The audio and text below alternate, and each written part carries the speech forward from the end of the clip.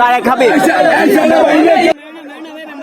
হবিগঞ্জ শহরে বহুল আলোচিত ও বিতর্কিত ব্যক্তি, দৈনিক আমার হবিগঞ্জ পত্রিকার কথিত আওয়ামী দোসর হিসেবে পরিচিত তারেক হাবিব ওরফে তারেক মিয়া শেষমেশ জনতার রোষানলে পড়েছেন।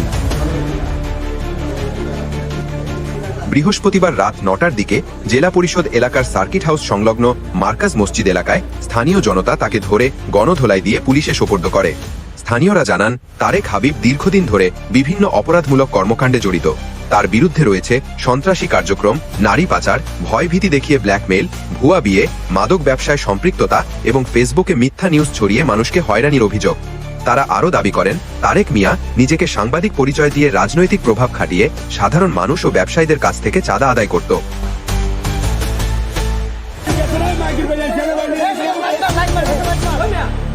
স্থানীয় থানায় তার নামে একাধিক মামলা রয়েছে এবং পূর্বেও তাকে ইয়াবা ও মদ সহ আটক করা হয়েছে বলে জানা যায়।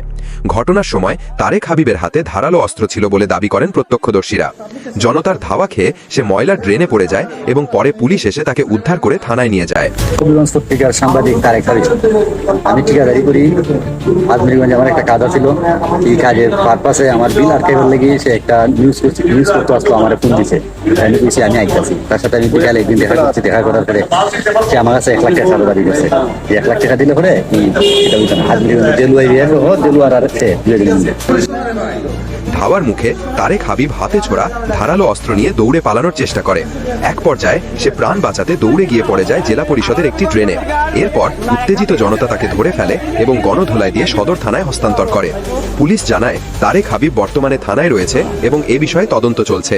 স্থানীয় সূত্রে জানা যায়, তারেক হাবিব এলাকায় দীর্ঘদিন ধরে সন্ত্রাস, দালালি, মাদক সংশ্লিষ্টতা ও রাজনৈতিক প্রভাব খাটিয়ে সাধারণ মানুষের উপর নির্যাতন চালিয়ে আসছিল। ঘটনার সময় ধাওয়া খেয়ে সে হাতে থাকা ধারালো অস্ত্র দিয়ে জনতার উপর আক্রমণের চেষ্টা করে, কিন্তু স্থানীয় জনতা সাহসিকতার সঙ্গে তাকে ধরে ফেলে এবং পুলিশের হস্তক্ষেপে পরিস্থিতি নিয়ন্ত্রণে রাখে।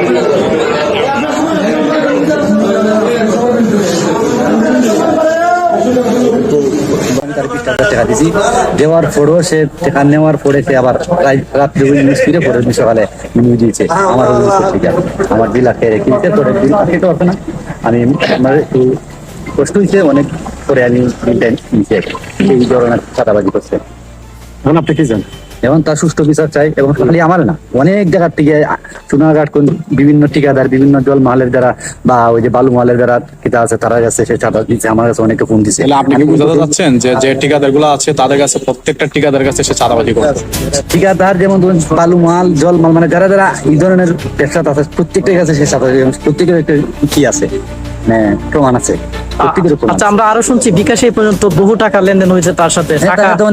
আমি তো বিকাশে টাকা দিছি, মানে টাকা নেই ঠিকই নিয়ে আবার উল্টো আমার পরে আমি তারা 2-3 দিন পরে আমি 2-3 সপ্তাহ করে ফোন দিচ্ছি, আমার ফোন দিতে পারে না। পরে একদিন ফোন দিতে পারে আমার যেভাবে মনে চাই গালাগালি করছে। আমি তারা অনেকদিন খুঁজছি, হবিগঞ্জে খুঁজছি, আমি জানি মাঝে। ঘটনার ভিডিও মুহূর্তে সামাজিক যোগাযোগ মাধ্যমে ভাইরাল হয়ে পড়ে। হবিগঞ্জ সদর মডেল থানার অফিসার ইনচার্জ ওসি গণমাধ্যমকে জানান, তারেক হাবিবকে স্থানীয়রা ধরে আমাদের সোপর্দ করেছে। তার বিরুদ্ধে বৈষম্য বিরোধী আন্দোলনের মামলা সহ একাধিক অভিযোগ রয়েছে এবং কয়েকটি জিআর মামলায় গ্রেফতারি পরোয়ানাও আছে। এতদিন সে আত্মগোপনে ছিল। জিজ্ঞাসাবাদ শেষে তাকে শুক্রবার আদালতে প্রেরণ করা হবে বলে জানা যায়। এ ঘটনায় হবিগঞ্জ শহরে ব্যাপক চাঞ্চল্য সৃষ্টি হয়েছে এবং সাধারণ মানুষ পুলিশ ও প্রশাসনের কার্যকর ভূমিকার প্রশংসা করছেন। জানা যায়, ঘটনার খবর ছড়িয়ে পড়লে থানায় শতাধিক মানুষ জড়ো হয়, যারা তার বিরুদ্ধে ক্ষোভ প্রকাশ করে এবং কেউ কেউ প্রকাশ্যে জুতাপেটা করার দাবিও তোলে। পুলিশ জানিয়েছে, তারেক হাবিবের বিরুদ্ধে প্রয়োজনীয় তদন্তের পর আইনগত ব্যবস্থা গ্রহণ করা হবে।